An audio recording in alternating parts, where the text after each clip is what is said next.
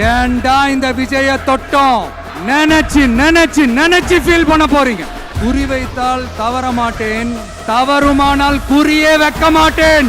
யாருக்கு சொல்றோம் எதுக்கு சொல்றோம்னு புரிய வேண்டியவங்களுக்கு புரிஞ்சா நல்லா இருக்கும். சும்மா லாஜிக்கே இல்லாம தற்குறின்னு 53 வருஷமா அதே கதறல்கள். கூத்தாடி கூட்டம், நடிகர் கட்சி, நடிகர் கூட்டம். இப்படி எப்போ எம்ஜிஆர் அவர்கள் கட்சி ஆரம்பிச்சாங்களோ அப்பவே அது ஒரு கூத்தாடி கட்சி.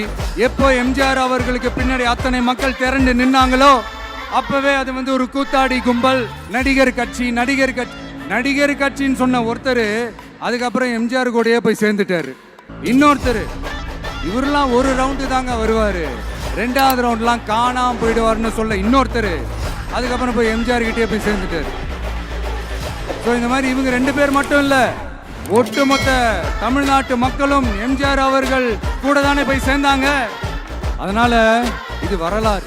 இந்த வரலாறு நம்மளை விட அவங்களுக்கு இன்னும் நல்லாவே தெரியும். அதனாலதான் பாத்தீங்கன்னா 53 வருஷமா அதே கதறல்கள். கூத்தாடி கூட்டம், நடிகர் கட்சி, நடிகர் கூட்டம். இப்படி